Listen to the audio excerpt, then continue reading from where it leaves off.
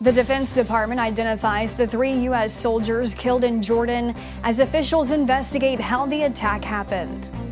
And Elon Musk says his Neuralink startup has successfully implanted a computer chip into a human's brain for the first time. The Morning Rundown starts now.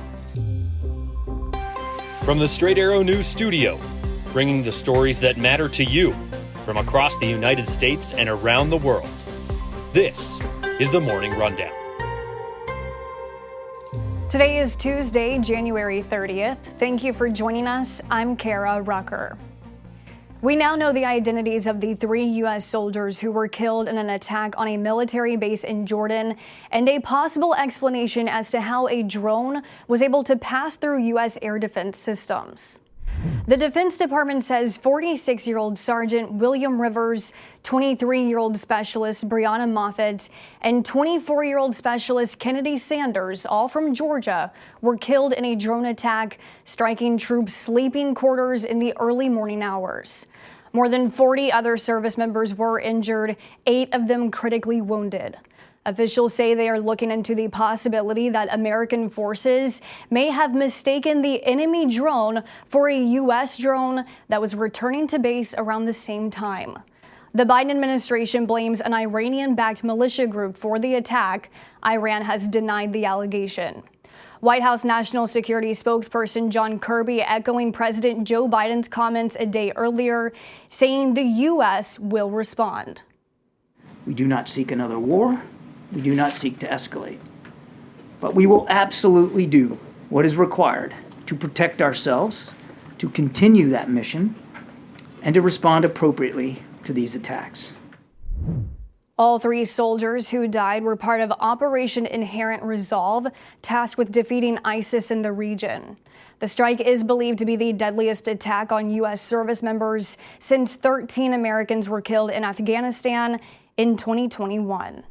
Negotiations for another temporary ceasefire in Gaza have been stalled for months. Now another proposal for Hamas to consider: a 6-week pause in fighting for the release of hostages.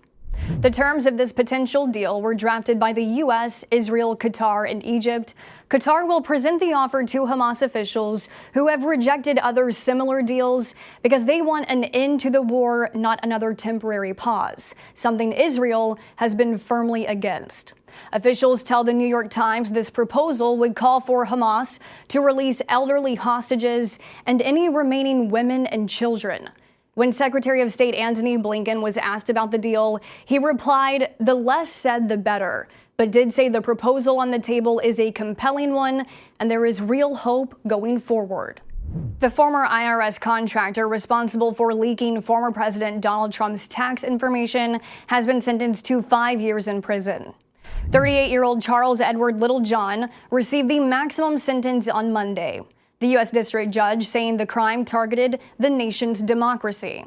Prosecutors argued the man applied to be an IRS contractor to get Trump's tax returns and figured out how to search for them without sounding alarms. He then leaked the tax data to the New York Times and ProPublica between 2018 and 2020. In the courtroom, Littlejohn apologized for his actions, saying he believed he was serving the public interest. He was also fined $5,000 and will be under 3 years of supervised release following his 5-year sentence. A cyber attack targeted government systems in Fulton County, Georgia, where former President Donald Trump faces election interference charges. According to a Fulton County official, the attack targeted county servers, including those used by District Attorney Fani Willis. A county commissioner says there is no indication that any sensitive information has been leaked, and there is no timeline for when systems will be restored.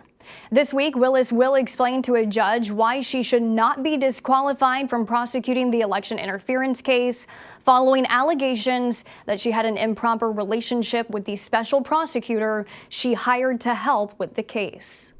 Elon Musk is touting new advancements made by one of his companies, not Tesla or SpaceX, but at Neuralink. Musk says the neurotech company has successfully implanted a computer chip into a human brain for the first time. Posting on X, another one of his properties, Musk says the patient received the implant on Sunday and is recovering well.